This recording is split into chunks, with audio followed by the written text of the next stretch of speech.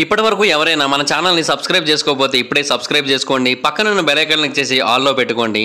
నేను పెట్టే latest videos అన్ని మిస్ అవ్వకుండా చూడొచ్చు. చరిత్ర మొత్తాన్ని కనుక మనం చూసుకున్నట్టయితే మనకి చాలా రకాల స్టోరీస్ వినిపిస్తూ ఉంటాయి. ఆ స్టోరీస్లో మనుషుల్ని జంతువులు పెంచుతూ ఉంటాయి. అంటే ఆ అబ్బాయి లేదంటే ఆ అమ్మాయి వేరే కారణాల వల్ల అడవిలో తప్పిపోతాడు, లేదంటే కొంతమంది కావాలని వదిలేయడం జరుగుతుంది. అలాగే ఫైనల్గా ఆ జంతువుల దగ్గరికి చేరుతారు. అలా చేరిన తర్వాత ఆ జంతువులే వాళ్ళని పెంచుతూ ఉంటే వాళ్ళు కూడా జంతువులాగే బిహేవ్ చేయడం మొదలు పెడుతూ ఉంటారు. కాకపోతే వాళ్ళకి మనిషి లక్షణాలు కొన్ని ఉంటాయి, జంతువుల లక్షణాలు కొన్ని ఉంటాయి, జంతువులు కొన్ని పవర్స్ కూడా వాళ్ళకి వస్తూ ఉంటాయి. సో ఇటువంటి కథల్ని మనం చాలా చోట్ల వింటూ వచ్చాం. టార్జాన్ వంటి క్యారెక్టర్స్ని కూడా మనం ఆల్రెడీ విన్నాం. సో అటువంటి కథల్లో ఏంటంటే చిన్న పిల్లలు వాళ్ళకి ఇంకా ప్రపంచంతో అసలు ఎటువంటి సంబంధం లేదు, అసలు వాళ్ళకి ఏమీ తెలియదు. వాళ్ళకి లాంగ్వేజ్ కానీ, కల్చర్ కానీ, నేషనాలిటీ కానీ, మొరాలిటీ కానీ ఇటువంటివి ఏమీ కూడా తెలియదు.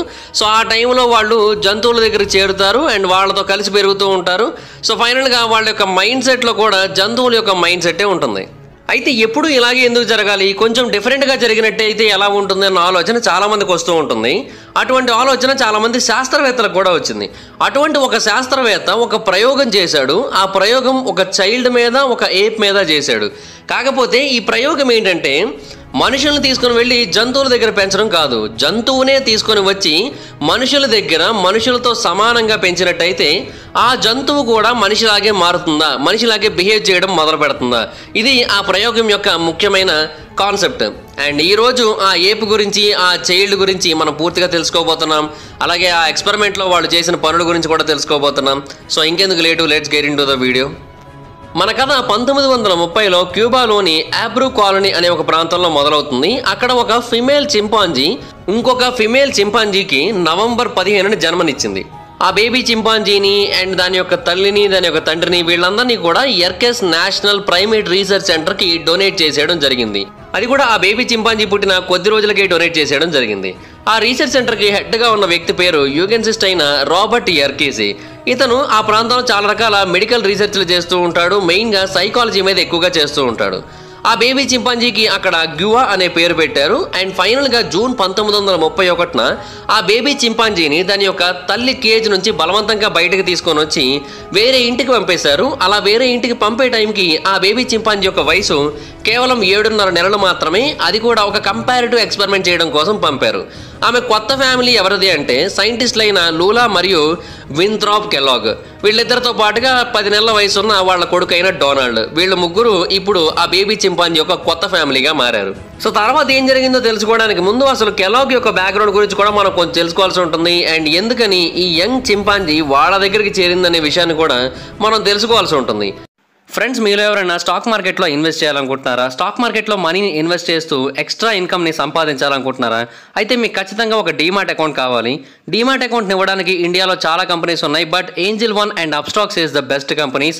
ఈ కంపెనీస్ యొక్క లింక్స్ని నేను కింద డిస్క్రిప్షన్లో ఇచ్చాను. వాటి మీద క్లిక్ చేసి మీరు ఇప్పుడే డీమాట్ అకౌంట్ ఓపెన్ చేసుకొని మీ స్టాక్ మార్కెట్ ఇన్వెస్ట్మెంట్ జర్నీని స్టార్ట్ చేయొచ్చు. రెండిట్లో మీరు డీమాట్ అకౌంట్ ఓపెన్ చేయడం కంప్లీట్గా ఫ్రీ. ఏంజిల్ వన్లో అయితే మీరు మీ ఫ్రెండ్స్ని రిఫర్ చేయడం ద్వారా కూడా మనీని ఎర్న్ చేయొచ్చు. స్టాక్ మార్కెట్లో లాసెస్ ఉంటాయి, ప్రాఫిట్స్ ఉంటాయి. సో స్టాక్ మార్కెట్ని డీప్గా స్టడీ చేసి, అనలైజ్ చేసి ఇన్వెస్ట్ చేసినట్టయితే మంచి ప్రాఫిట్స్ని సంపాదించవచ్చు. ఇప్పుడే డీమాట్ అకౌంట్స్ని ఓపెన్ చేసుకోండి, బట్ పూర్తి స్థాయిలో స్టాక్ మార్కెట్ గురించి అవగాహన వచ్చిన తర్వాతే ఇన్వెస్ట్ చేయండి. లింక్స్ డిస్క్రిప్షన్లో ఉన్నాయి, వాటి మీద క్లిక్ చేసి అకౌంట్స్ ఓపెన్ చేసుకోండి. వింథ్రాప్ అలాగే లూలా వీళ్ళిద్దరూ కూడా 1920వ సంవత్సరంలో పెళ్లి చేసుకున్నారు. వాళ్ళిద్దరూ కూడా ఇండియానా యూనివర్సిటీలో ఒకసారి కలిశారు. అప్పుడు వాళ్ళిద్దరూ చదువుతున్నారు అక్కడ. సో ఆ టైంలో వాళ్ళిద్దరూ కూడా ప్రేమలో పడ్డారు. ఆ తర్వాత పెళ్లి చేసుకున్నారు. వింథ్రాప్ ఎక్కువగా వేరు రకాల వింత కాన్సెప్ట్ల మీద రీసెర్చ్లు చేస్తూ ఉంటాడు. అండ్ తన యొక్క 20s మొత్తాన్ని కూడా ఆయన కండిషనింగ్ మరియు లెర్నింగ్ మీదే ఫోకస్ చేశాడు. ఆ తర్వాత ఆయన relative influence of nature and nurture on behaviour అనే ఒక కాన్సెప్ట్ మీద బాగా ఇంట్రెస్ట్ చూపించడం మొదలుపెట్టాడు. అంటే మనం ఏదైనా ఒక జంతువుని సేమ్ మనుషుల్ని ఎలాగైతే పెంచుతూ ఉంటామో సేమ్ అలాగే కనుక పెంచినట్టయితే చిన్నప్పటి నుంచి కూడా ఆ జంతువు మనిషిలాగా మారుతుంది, మనిషిలాగా బిహేవ్ చేస్తుంది అనేది వాళ్ళకి ఉద్దేశం. సో చింపాంజీస్ అనేవి ఆల్మోస్ట్ మనుషులకి సిమిలర్గా ఉంటాయని చాలామంది నమ్ముతూ ఉంటారు కాబట్టి, అండ్ డిఎన్ఏ విషయంలో కూడా అది చాలా వరకు ప్రూవ్ అవుతూ ఉంటుంది కాబట్టి ఆ చింపాంజీనే ఒకదాన్ని తీసుకొని వచ్చి తమ కొడుకైన డొనాల్డ్తో కలిపి సమానంగా కనుక పెంచినట్టయితే ఏం జరుగుతుందనేది చూడాలనుకున్నారు. బేసిక్గా ఇటువంటి ఒక ప్రయోగం చేయాలన్న ఆలోచన అతను కొలంబియాలో చదువుతున్నప్పుడు మాస్టర్స్ చేస్తున్నప్పుడే వచ్చింది అతనికి. కాకపోతే అప్పుడు అతనికి కుదరలేదు. కానీ అతని మైండ్లోకి ఆ ఆలోచన రావడానికి కారణం ఏంటి అంటే అప్పట్లో చాలా స్టోరీస్ వినబడేవి. కొంతమంది పిల్లలు అడవిలో తప్పిపోయి నక్కల చేత పెంచబడుతూ ఉంటాయి. అండ్ వాళ్ళ యొక్క జీవన విధానం, వాళ్ళు మాట్లాడే విధానం ఇదంతా కూడా నక్కల్లాగే కనబడుతూ ఉంటుందని న్యూస్లు అయితే వచ్చేవి. సో నక్కలతో పెరిగిన మనుషులు నక్కల్లాగా మారినప్పుడు మనుషులతో పెరిగిన జంతువులు మనుషుల్లాగా ఎందుకు మారకూడదు అనే ఆలోచన అతనికి వచ్చింది. సో అప్పటి నుంచి దానికి తగిన సిచ్యువేషన్ కోసం ఎదురు చూస్తున్నాడు. అటువంటి ఒక పరిశోధన ఎప్పుడు చేద్దామా అని చూస్తున్నాడు. సో ఆ టైంలోనే కెలాగ్కి ఒక బాబు పుట్టాడు. సో దీన్నే సరైన సిచ్యువేషన్గా వాడుకున్నారు. అంటే ఆ అబ్బాయి యొక్క వయసు అండ్ ఆ చింపాంజీ యొక్క వయసు ఆల్మోస్ట్ సేమే కదా. వాళ్ళ అబ్బాయి డొనాల్డ్ని, ఈ చింపాంజీని ఇద్దరిని కూడా సిబ్లింగ్స్ లాగా పెంచినట్టయితే, అంటే తమ్ముడు చెల్లి అన్నట్టుగా కనుక పెంచినట్టయితే అప్పుడు ఆ చింపాంజీలో ఎటువంటి డిఫరెన్స్ వస్తాయో చూడాలనుకున్నారు. సో అందుకని ఆ చింపాంజీని వాళ్ళు పెట్ లాగా ట్రీట్ చేయకుండా సేమ్ ఒక చైల్డ్ లాగే ట్రీట్ చేయడం మొదలుపెట్టారు. ఫుడ్ అంతా కూడా బాటిల్ ద్వారా ఇవ్వడం మొదలుపెట్టారు. స్నానం చేయించేవారు, బట్టలు వేసేవారు. అండ్ ఒక పిల్లాడిని ఎలాగైతే హ్యాండిల్ చేసేవారు అన్ని రకాలుగా అలాగే హ్యాండిల్ చేసేవారు. చేతులు పట్టుకొని నడిపించడానికే ట్రై చేసేవారు. సో అన్ని రకాలుగాను కూడా సేమ్ మనుషుల్లాగే దాన్ని 2 కాళ్ళ మీద నడిపించడానికి చాలా కష్టాలు పడ్డారు. అండ్ అది ఏదైనా తప్పు చేసినట్టయితే సేమ్ మనుషులు తప్పు చేసినప్పుడు ఎలాగైతే నువ్వు తప్పు చేసావని చెబుతారో అలా చెప్పి దాన్ని కరెక్ట్ చేయడానికి ట్రై చేయడం అండ్ 1-2 సార్లు దండించడం ఇటువంటివన్నీ కూడా చేశారు. అలాగే ఆ చింపాంజీకి స్పూన్తో తినడం కూడా నేర్పించారు. అలాగే చిన్నపిల్లలాగా ఆడుకోవడం కూడా నేర్పించారు. అవి కూడా చిల్డ్రన్స్ టాయ్స్తోనే ఆడుకోవడం నేర్పించారు. అండ్ బయటకి ఎక్కడికి కూడా వెళ్ళడానికి ఏమాత్రం అవకాశం ఇవ్వలేదు. మనుషులు ఏదైతే జీవన విధానాన్ని అనుసరిస్తూ ఉంటారో ఆ జీవన విధానం తప్ప దానికి ఇంకా ఏమీ తెలియకుండా చేశారు. సో దానికి ఇంకా వేరే ఆప్షన్ లేదు మనిషిలాగా బిహేవ్ చేయడం తప్ప. సో ఇదంతా కూడా చేయాలంటే ఫస్ట్ ఆఫ్ ఆల్ వాళ్ళకు ఒక చింపాంజీ వంటిది కావాలి. కాబట్టి ఈ ఎక్స్పెరిమెంట్ కోసం కెలాగ్ ఎర్క్స్ యొక్క సహాయాన్ని అయితే అడిగాడు. సో వాళ్ళిద్దరూ కలిసి అంతకుముందు చాలా విషయాలు రీసెర్చ్ చేశారు. అండ్ అంతేకాకుండా కెలాగ్స్కి the Social Science Research Council fellowship award కూడా వచ్చింది ఏల్లో అతను చేసిన వర్క్కి గాను. సో అన్ని రకాలుగాను కూడా అతనికి ఆ టైంకి చాలా మంచి పేరు వచ్చింది. కాబట్టి 1931లో అతను తన యొక్క ఎక్స్పెరిమెంట్ని ఫైనల్గా ఎర్క్స్ యొక్క సహాయంతో స్టార్ట్ చేశాడు. అండ్ వాళ్ళు అక్కడ నుంచి ఫ్లోరిడాకి వెళ్ళిపోయారు. దానికి కారణం ఏంటంటే ఎవరికి దాని గురించి తెలియకూడదన్న ఉద్దేశంతో. అండ్ వాళ్ళు ఫ్లోరిడా వెళ్ళిన కొన్నాళ్ళ తర్వాత గువాని అక్కడికి తీసుకొని వచ్చి ఆ ఎక్స్పెరిమెంట్ని అయితే స్టార్ట్ చేశారు ఫైనల్గా. గువాని మరియు డొనాల్డ్ని ఒకరినొకరికి పరిచయం చేసే టైంకి గువా యొక్క వయసు 7.5 నెలలు కాగా డొనాల్డ్ యొక్క వయసు 10 నెలలు. వీళ్ళిద్దరిని కూడా సమ్మర్ 1931 టైంలో ఇంట్రడ్యూస్ చేయడం జరిగింది. అండ్ వింథ్రాప్, లూలా వాళ్ళిద్దరిని సేమ్ ఒకలాగే ట్రీట్ చేయడం మొదలుపెట్టారు. అండ్ మెయిన్గా బ్రదర్ అండ్ సిస్టర్ లాగా ట్రీట్ చేయడం మొదలుపెట్టారు. తెచ్చిన వెంటనే కెలాగ్ వీళ్ళిద్దరికీ మధ్య ఉన్న ఫిజికల్ మరియు బిహేవియరల్ డిఫరెన్సెస్ని గమనించేశాడు. వాళ్ళిద్దరిలో గువా యొక్క వయసే తక్కువైనప్పటికీ కూడా వాళ్ళిద్దరిలో కంపేర్ చేసినట్టయితే గువా యొక్క చేతులే చాలా పొడవుగా ఉన్నాయి, డొనాల్డ్ యొక్క చేతులు చాలా చిన్నగా ఉన్నాయి. అలాగే గువాకి ఫిజికల్ ఎబిలిటీస్ కూడా చాలా ఎక్కువగా ఉన్నాయి డొనాల్డ్తో కంపేర్ చేసినట్టయితే. అలాగే గువాకి మొత్తం పళ్ళన్నీ వచ్చేసాయి, కానీ డొనాల్డ్కి మాత్రం కేవలం 2 పళ్ళు మాత్రమే ఉన్నాయి. సో ఈ డిఫరెన్సెస్ అన్నీ కూడా సైకలాజికల్గా అలాగే ఫిజియోలాజికల్గా 2 రకాలుగాను కూడా కనబడుతున్నాయి. సో అలా చూసిన తర్వాత కెలాగ్ ఏంటంటే సరే ఇంకొంచెం డిఫరెంట్గా చేద్దాం ఎక్స్పెరిమెంట్స్ అని అనుకున్నాడు. కానీ వాటిలో కొన్ని అయితే క్రూయల్గా కూడా మారిపోయాయి. కెలాగ్ వీళ్ళిద్దరి యొక్క బోన్ స్ట్రక్చర్స్ ఎలా డెవలప్ అయ్యాయో తెలుసుకోవాలనుకున్నాడు. సో అందుకని వాళ్ళిద్దరి యొక్క స్కల్ ఎలా ఉంటుందో తెలుసుకోవడం కోసం ఆ స్కల్ నుంచి వచ్చే సౌండ్ బట్టి అర్థం చేసుకుందామన్న ఉద్దేశంతో డొనాల్డ్ మరియు గువాల యొక్క తల మీద ఒక చెంచాతో కొట్టాడు. చాలా గట్టిగా కొట్టేవాడు. అలా కొట్టినప్పుడు వాళ్ళ యొక్క స్కల్ నుంచి సౌండ్ వచ్చేది. ఇద్దరి యొక్క స్కల్స్ నుంచి ఒకలాంటి సౌండ్ అయితే రాదు. ఎందుకంటే మన స్కల్ ఒకలా ఉంటుంది, చింపాంజీస్ యొక్క స్కల్ ఇంకొకలా ఉంటుంది. కాబట్టి ఆబ్వియస్లీ ఇక్కడ డొనాల్డ్ యొక్క స్కల్ ఏమో నార్మల్ సౌండ్ని ఇస్తే గువా యొక్క స్కల్ ఏమో చాలా గట్టిగా సౌండ్ ఇచ్చింది. సో చింపాంజీస్ యొక్క స్కల్ మనకంటే చాలా బలంగా ఉంటుంది అనే విషయాన్ని అయితే అప్పుడు ఆయన అర్థం చేసుకున్నాడు. సో మన బోన్స్కి వాటి బోన్స్కి చాలా డిఫరెన్స్ ఉందని కూడా తెలుసుకున్నాడు. నిజానికి అంతకు ముందే కెలాగ్ గువాకి ఎక్స్రే తీశాడు. అండ్ ఆమె యొక్క బోన్ డెన్సిటీ 2 ఏళ్ల వయసున్న మనిషి యొక్క బోన్ డెన్సిటీతో సమానంగా ఉందని కూడా తెలుసుకున్నాడు. బట్ అయినా కూడా ఈ పిచ్చి ప్రయోగం చేశాడు. అండ్ ఆ తర్వాత వాళ్ళిద్దరి మధ్య రియాక్షన్ టైమ్స్ గురించి తెలుసుకోవాలనుకున్నాడు. అంటే ఏదైనా ఒక ప్రమాదకరమైన సిచ్యువేషన్ ఎదురైనట్టయితే దానికి డొనాల్డ్ ఎలా రియాక్ట్ అవుతాడు, గువా ఎలా రియాక్ట్ అవుతుందో చూడాలనుకున్నాడు. సో అందుకోసం డొనాల్డ్ని మరియు చింపాంజీని ఇద్దరిని కూడా ఒక ఓపెన్ ప్లేస్లో పెట్టి వాళ్ళిద్దరికి ఎదురుగా మోషన్ కెమెరాను ఒకదాని నుంచి వాళ్ళిద్దరి యొక్క రియాక్షన్స్ని రికార్డ్ చేయడం మొదలుపెట్టాడు. అండ్ అలా రికార్డ్ చేయడం స్టార్ట్ చేశాక వాళ్ళిద్దరూ సెటిల్డ్గా కూర్చున్నారు అనుకున్నాక వెనకాతల ఉన్న రివాల్వర్ని ఫైర్ చేశాడు. అలా ఫైర్ చేయగానే ఇద్దరు రియాక్ట్ అయ్యారు. కాకపోతే డొనాల్డ్ కంటే గువానే చాలా ఫాస్ట్గా రియాక్ట్ అయింది అండ్ కొంచెం ఎక్కువ కంగారు పడింది కూడా. సో ఈ ఎక్స్పెరిమెంట్ని అలాగా కొన్ని నెలల తర్వాత మళ్ళీ రిపీట్ చేశాడు. ఈసారి 5 పిల్లల్ని పెట్టి రిపీట్ చేశాడు. కాకపోతే ఈసారి ఏజెస్ కూడా పెంచాడు. 17 months ఏజ్ ఉన్న వాళ్ళ నుంచి 8.5 years ఏజ్ ఉన్న వాళ్ళ వరకు అందరినీ పెట్టాడు. అందరిలోకెల్లా గువానే ఎక్కువగా రియాక్ట్ అయింది.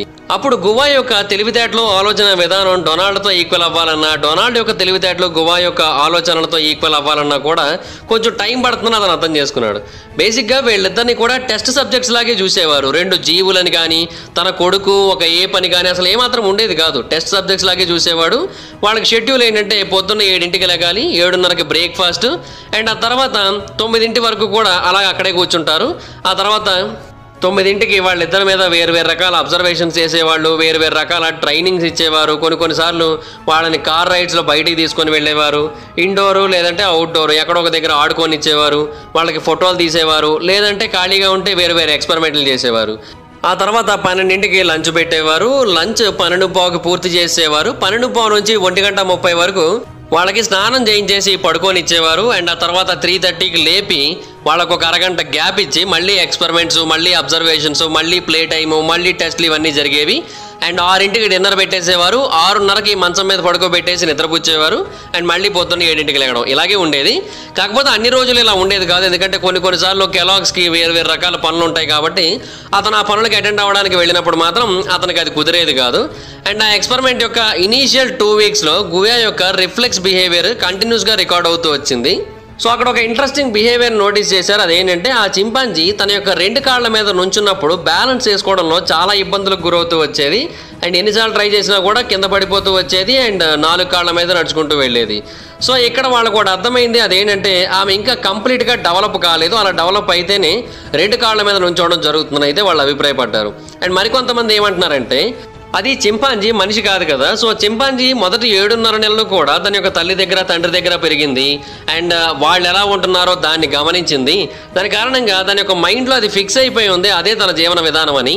కానీ ఇప్పుడు మనుషుల మధ్యలోకి తీసుకొని వచ్చి మనుషుల్లాగే బిహేవ్ చేయమంటే, మనుషుల్ని అబ్జర్వ్ చేయమంటే దాని యొక్క మైండ్ డిస్టర్బ్ అయ్యే ఛాన్స్ ఉంది. సో దాని కారణంగా అది కంప్లీట్గా తన యొక్క ఓన్ నేచర్ని బయటకు రిప్రజెంట్ చేయలేకపోతుంది.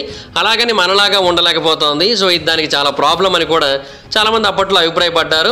బట్ అయినప్పటికీ కూడా వీళ్ళైతే మాత్రం వీళ్ళ యొక్క పరిశోధనని అసలు ఏమాత్రం ఆపలేదు.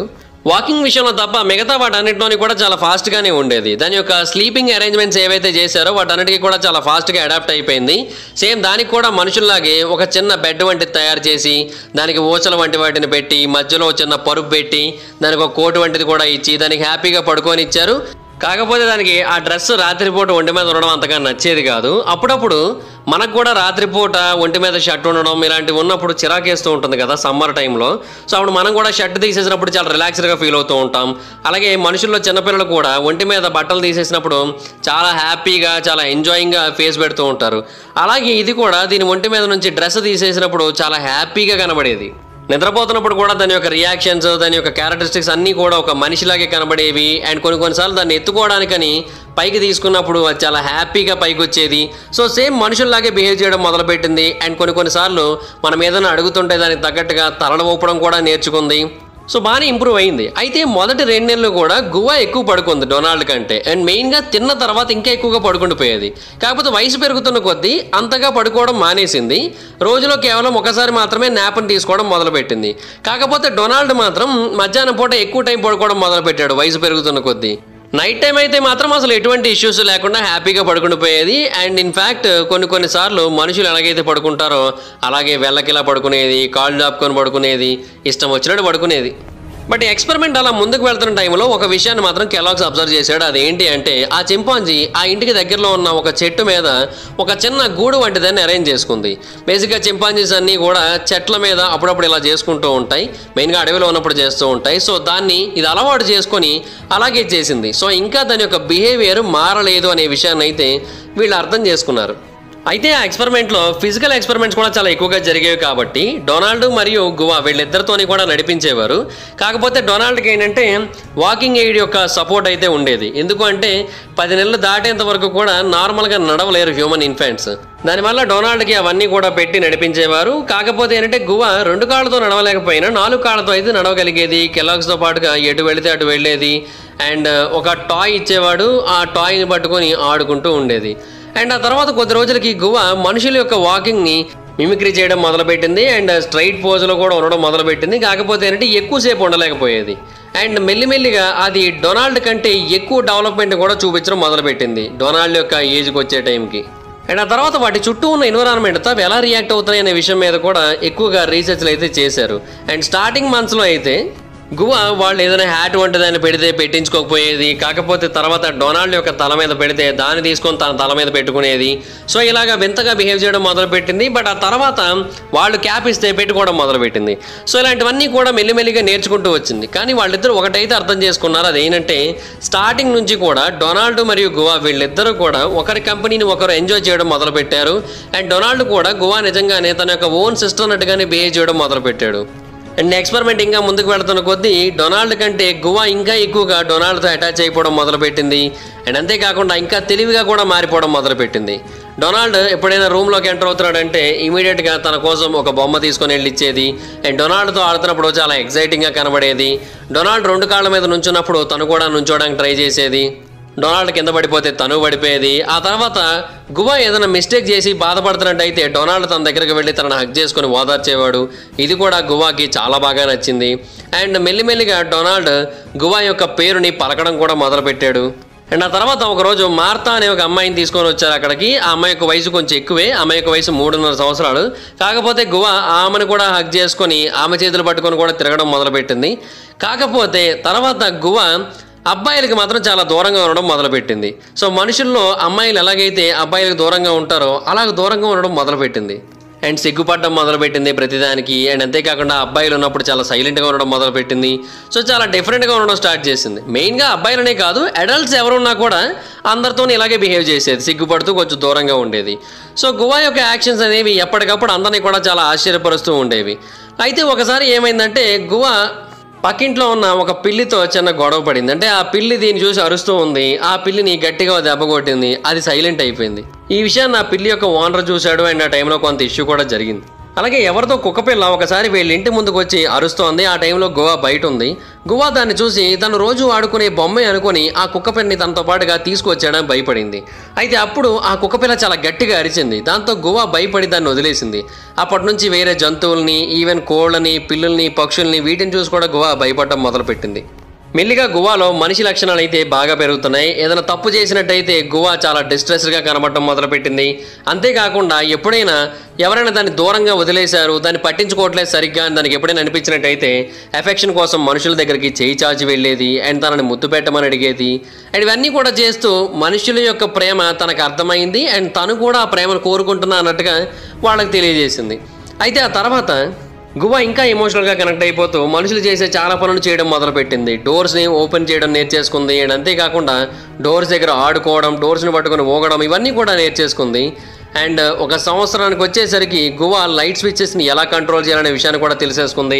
తనకి ఎప్పుడైనా చీకటిగా ఉందనిపించినట్టయితే వెళ్ళి లైట్ స్విచ్లు వేసుకొని ఆ బల్బ్స్ వెలిగించుకొని వెలుతురులో ఉండేది.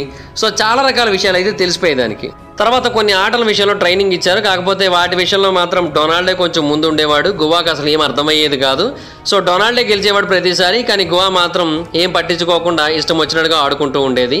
మనుషులు ఎలాగైతే ఏదైనా వస్తువు పడేసినా, ఏదైనా తప్పు చేసినా ఎలాగైతే గిల్టీగా ఫీల్ అవుతారో సేమ్ అలాగే గిల్టీగా ఫీల్ అవ్వడం మొదలుపెట్టింది. అలాగే తనకి ఎప్పుడైనా టాయిలెట్ కనుక వచ్చినట్టయితే తన యొక్క జెనిటల్ ఏరియా దగ్గర రబ్ చేస్తూ సంకేతాన్ని ఇవ్వడం మొదలుపెట్టింది. అలాగే తనకు ఆకలేస్తుందని తెలియజేయడం కోసం నోటి దగ్గర చెయ్యి పెట్టి నోరుని గట్టిగా తెరిచి చూపించేది. ఆ తర్వాత స్పూన్తో తినడం నేర్పించారు కదా. సో ఈ స్పూన్తో తినడం విషయంలో కూడా డొనాల్డ్ కంటే గువానే చాలా ఫాస్ట్గా రియాక్ట్ అయింది. గువానే మొట్టమొదటిగా స్పూన్తో తినడాన్ని నేర్చేసుకుంది. అండ్ అలా స్పూన్తో తినడం నేర్చుకునే టైంకి గువా యొక్క వయసు కేవలం 13 నెలలు మాత్రమే. డొనాల్డ్ ఇలాగా స్పూన్తో తినడం నేర్చుకునే టైంకి డొనాల్డ్ యొక్క వయసు 18 నెలలు. ఆ తర్వాత ఇంకొక టెస్ట్ మొదలుపెట్టారు. అదేంటంటే ఒక వైర్ మెష్ యొక్క వెనకాతల భాగంలో ఒక చిన్న ఫుడ్ ఐటమ్ వంటి దాన్ని కానీ ఏదైనా గిఫ్ట్ వంటి దాన్ని కానీ పెట్టేవారు. సో దాన్ని బయటికి తీయాలి అంటే కింద నుంచి ఏదైనా కర్ర వంటి దాంతోనో ఏదైనా పుల్ల వంటి దాంతోనో దాన్ని లాగాల్సి ఉంటుంది. సో వీళ్ళిద్దరిలో ఎవరి తెలివితేటలు ఎక్కువ ఉన్నాయో తెలుసుకోవాలి అంటే వాళ్ళకి ఆ గిఫ్ట్ని చూపించి వదిలేయాలనుకున్నారు. వీళ్ళిద్దరూ కూడా సొల్యూషన్ కనుగొన్నారు. కాకపోతే ఏంటంటే గువానే ఎక్కువగా సక్సెస్ రేట్ని అయితే సాధించింది ఈ విషయంలో. సో చాలా రకాల పరిశోధనలు అయితే పూర్తయిపోయాయి కాబట్టి ఇంకా మెయిన్ పరిశోధనలోకి వెళ్దామని అయితే కెలాగ్స్ అనుకున్నాడు. అదేంటి అంటే గువాకి మనుషుల యొక్క భాష వచ్చేటట్టుగా చేయడం.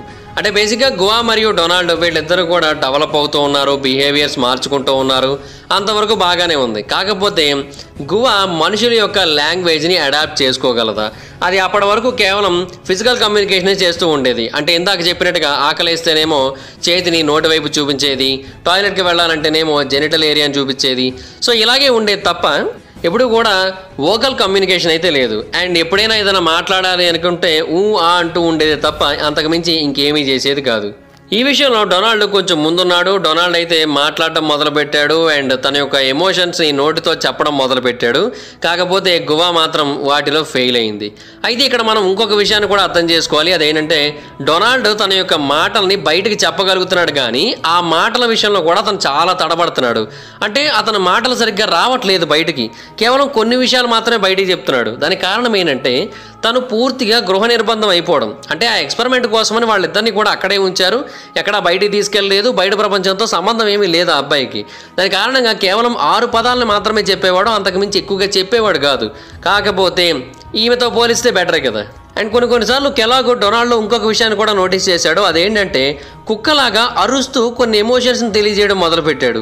అంతేకాకుండా స్క్రీచ్ చేయడం, స్క్రీమ్ చేయడం, ఒక ఏప్ లాగా బిహేవ్ చేయడం, ఇవన్నీ కూడా పెరుగుతూ వచ్చాయి మెల్లిమెల్లిగా డొనాల్డ్లో.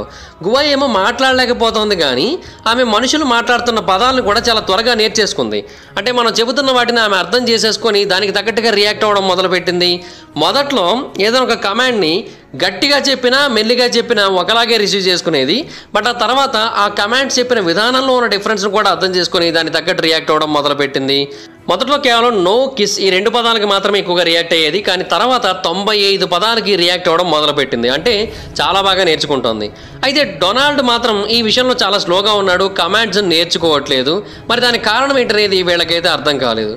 సో కొంతమంది ఏమనుకున్నారంటే ఇంకా చిన్నపిల్లడు కదా, టైం పడుతుంది, వన్స్ తను లేచి నడవడం మొదలుపెట్టిన తర్వాత బయట ప్రపంచంతో కాంటాక్ట్స్ వస్తాయి, సో అప్పుడు ఇంకా తన యొక్క సిస్టర్ని దాటేస్తాడని అయితే అనుకున్నారు. కానీ ఎక్స్పెరిమెంట్ అయితే 9th మంత్కి చేరుకుంది. బట్ అయినా కూడా డొనాల్డ్ యొక్క సోషల్ మరియు వోకల్ ఇష్యూస్ పోలేదు, ఇంకా పెరుగుతూ వచ్చాయి. సో డొనాల్డ్కి ప్రాబ్లం అవుతుందని వాళ్ళకి అనిపించింది. సో ఫైనల్గా ఆ ఎక్స్పెరిమెంట్ని అక్కడతో ఆపేశారు. అండ్ గువాని ఇమీడియట్గా అక్కడ నుంచి బయటే తీసుకొని వచ్చి మళ్ళీ రాబర్ట్ ఎర్కేస్ దగ్గర పంపించేశారు 28th March 1932న. అండ్ అక్కడ నుంచి ఆమె వేరు వేరు ఎక్స్పెరిమెంట్స్ కోసం వేరు వేరు ప్రాంతాలకు అయితే పంపబడింది. అండ్ రాబర్ట్స్ వైఫ్ అయిన ఆడ కూడా ఆమె మీద చాలా ఎక్స్పెరిమెంట్స్ అయితే చేసింది. అయితే ఈ 9 నెలల పాటు జరిగిన ప్రయోగంలో ఏదైతే ఇన్ఫర్మేషన్ వచ్చిందో ఆ డేటా మొత్తాన్ని కూడా ముందు బయట పెట్టలేదు. ఆ రిజల్ట్ ఏమైందనేది ఎవరికి తెలియనివ్వలేదు, ఏప్ మరియు బేబీ ఎక్స్పెరిమెంట్. బట్ ఆ తర్వాత ఏంటంటే కెలాగ్స్ ఫ్యామిలీ ఫైనల్గా ఇండియానాకి మూవ్ అయ్యారు. అండ్ ఆ తర్వాత వాళ్ళు దీని గురించి ఒక బుక్ రాసి దాన్ని పబ్లిష్ చేయడం జరిగింది. ఎప్పుడైతే ఆ బుక్ బయటకు వచ్చిందో అప్పుడు చాలామంది దాని గురించి తెలుసుకున్నారు. ఇమీడియట్గా ఆ బుక్ కూడా చాలా పాపులర్ అయిపోయింది. ఆ బుక్ ద్వారా వాళ్ళు తెలియజేసిన విషయం ఏంటంటే వాళ్ళ యొక్క ఎక్స్పెరిమెంట్ ఫెయిల్ అయిపోయింది. అంటే వాళ్ళు ఒక మనిషి ఒక వరల్డ్ దగ్గరికి వెళ్ళి వరల్డ్ చైల్డ్గా మారిపోయినప్పుడు ఒక ఏప్ మనుషుల దగ్గరికి వచ్చి మనుషుల యొక్క చైల్డ్ లాగా మనిషిలాగా ఎందుకు మారకూడదన్న ఉద్దేశంతోనే ఈ ప్రయోగం అయితే చేశాం. అఫ్కోర్స్ గువా మనుషుల లాంటి కొన్ని బిహేవియర్స్ని అయితే డెవలప్ చేసుకుంది. మనుషుల్లాగా అప్రైట్గా నడవడం, ఎక్కడ బాత్రూమ్కి వెళ్ళాలనే దాని మీద ట్రైనింగ్ తీసుకోవడం, కమాండ్స్ అన్నింటినీ అర్థం చేసుకొని దానికి తగ్గట్టుగా రియాక్ట్ అవ్వడం, ఏదైనా బ్లాక్ అవుతున్నట్టయితే ఆ మార్గాన్ని కాకుండా వేరే మార్గాన్ని ఉపయోగించుకొని ప్రాబ్లమ్ సాల్వింగ్ స్కిల్స్ని పెంచుకోవడం, ఇవన్నీ కూడా చేసుకుంది. కానీ ప్రాబ్లం ఏంటంటే చింపాంజీ అనేది ఎప్పటికీ చింపాంజీ అవుతుంది, అది కంప్లీట్గా మనిషిగా మారే అవకాశాలు చాలా తక్కువగా ఉంటాయి. సో దానివల్ల అది భాషను అయితే నేర్చుకోలేకపోయింది. ఆ భాషను నేర్చుకోకపోవడంతోనే అది ఫెయిల్ అయిందనే విషయాన్ని అయితే వీళ్ళు అర్థం చేసుకున్నారు. ఆ తర్వాత అమెరికన్ సైకలాజికల్ జర్నల్లో దీని గురించి ఒక ఆర్టికల్ అయితే ఇచ్చారు. సో ఆ ఆర్టికల్లో దీని గురించి పూర్తి డీటెయిల్స్ ఇవ్వడంతో చాలామంది దీని గురించి తెలుసుకొని చాలా వైల్డ్గా రియాక్ట్ అవ్వడం మొదలుపెట్టారు. అంటే వాళ్ళు ఏమన్నారంటే వీళ్ళు చేసిన ప్రయోగం చాలా అంటే చాలా దారుణమైన ప్రయోగం అని చెప్పారు. వాళ్ళు చాలామంది ఏమని పాయింట్అవుట్ చేశారంటే వీళ్ళు చేసిన మొట్టమొదటి తప్పు గువాని తన యొక్క బయోలాజికల్ మదర్ నుంచి చాలా చిన్న వయసులోనే సెపరేట్ చేసి పరిశోధనల కోసం ఉపయోగించడం. సరే పోనీ వేరే ప్రాంతంలో అయినా సరే కంటిన్యూస్గా ఉంచారంటే అది కూడా లేదు. తనని అక్కడ కూడా 1 సంవత్సరం పాటు కంటిన్యూస్గా ఉంచిన తర్వాత అక్కడ నుంచి వేరే ప్రాంతానికి పంపించేశారు. సో దీని కారణంగా ఆ యంగ్ చింపాంజీ మీద చాలా అంటే చాలా దారుణమైన ఎఫెక్ట్ అయితే పడే ఛాన్స్ ఉంది. ఎందుకంటే ఆమె 2 సార్లు తన అనుకున్న వాళ్ళ నుంచి దూరం అయిపోయింది. సో ఇది మెయిన్ ప్రాబ్లం అన్నారు. అండ్ ఇంకొంతమంది డొనాల్డ్ విషయంలో క్రిటిసైజ్ చేశారు. డొనాల్డ్ అనే అబ్బాయి చాలా చిన్న అబ్బాయి, ఆ అబ్బాయిని టెస్ట్ సబ్జెక్ట్గా వాడడం ఏంటి, ఇది చాలా వరస్ట్ థింగ్. అసలు వాళ్ళు అసలు ఆ అబ్బాయి పేరెంట్స్ అయినా లేదంటే ఆ అబ్బాయిని ఎత్తుకొచ్చారా అసలు? ఎందుకంటే అసలు ఆ అబ్బాయితో సంబంధం లేకుండానే వాళ్ళు కావాలనుకుంటే ఏదైనా పరిశోధన చేయొచ్చు. వాళ్ళు ఈ చింపాంజీని ఒక అబ్బాయిలాగా వాళ్ళ అబ్బాయిలాగా పెంచాలి అనుకుంటే పక్కన ఇంకొక అబ్బాయి ఉండాల్సిన అవసరం లేదు. కానీ దీని కారణంగా ఏమైంది, ఆ 9 నెలల్లో డొనాల్డ్ ఏపు లాంటి కొన్ని ఆలోచనలు పెంచేసుకున్నాడు. అండ్ ఆయన కూడా చింపాంజీలా బిహేవ్ చేయడం మొదలుపెట్టాడు. సో ఇది కరెక్ట్ కాదు, ఇది ఎథికల్ కాదని అప్పుడు చాలామంది దీన్ని పాయింట్అవుట్ చేస్తూ వచ్చారు. ఎందుకంటే ఒక అబ్బాయి ఇప్పుడు యానిమల్లా మారిపోయిన సిచ్యువేషన్ వచ్చింది, అది కూడా ఎటువంటి మిస్టేక్ చేయకుండానే పేరెంట్స్ మధ్యలో ఉంటాయి. సో చాలా అంటే చాలా వరస్ట్ థింగ్ కదా అది. చాలామంది ఏం భయపడ్డారంటే వీళ్ళిద్దరూ కూడా తర్వాత చాలా ప్రాబ్లమ్స్ని ఫేస్ చేస్తారని భయపడ్డారు. నిజంగానే వాళ్ళిద్దరూ తర్వాత లైఫ్లో చాలా ప్రాబ్లమ్స్ని ఫేస్ చేశారు.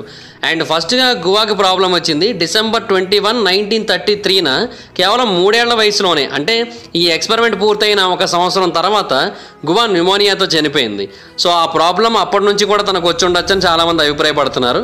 డొనాల్డ్ కూడా 43 ఏళ్ల వయసులో 1973లో ఆత్మహత్య చేసుకొని చనిపోయాడు. అతను చాలా ఆరోగ్యంగానే పెరిగాడు, మెడిసిన్ చదివాడు, సైకియాట్రీలో స్పెషలైజింగ్ చేశాడు. బట్ అయినప్పటికీ కూడా ఎందుకు చనిపోయాడు అనేది ఇప్పటికీ కూడా ఎవరికి పూర్తిగా తెలియదు. అండ్ అలాగే లూలా మరియు వింథ్రోప్ కెలాగ్ వీళ్ళిద్దరూ కూడా 1972లో చనిపోయారు. సో వాళ్ళిద్దరూ చనిపోయిన నెక్స్ట్ ఇయరే ఇతను చనిపోయాడు. సో అప్పటికే చాలా డిప్రెషన్తో ఉన్నాడు. కాకపోతే వీళ్ళు కాపాడుకుంటూ వస్తున్నారు. వీళ్ళు కూడా చనిపోవడంతో ఇంకా తను ఉండలేక చనిపోయాడని అయితే చాలామంది అభిప్రాయపడుతున్నారు. బట్ అది ఎంతవరకు వాస్తవం తెలియదు. బట్ ఫైనల్గా ఎక్స్పెరిమెంట్ వీళ్ళిద్దరి మీద నెగిటివ్ ఇంపాక్ట్ పడింది అనడంలో అసలు ఏమాత్రం సందేహం అయితే లేదు. సో దాట్స్ ఇట్ గైస్, చూశారు కదా, ఇది ఈ వీడియో. సైన్స్ యొక్క చీకటి కోణాల్లో ఇది కూడా ఒకటి. ఇటువంటి మరిన్ని ఇంట్రెస్టింగ్ వీడియోస్ కోసం ఇప్పుడే మన ఛానల్ సబ్స్క్రైబ్ చేసుకోండి, ఈ వీడియో లైక్ చేయండి, ఈ వీడియో షేర్ చేయండి.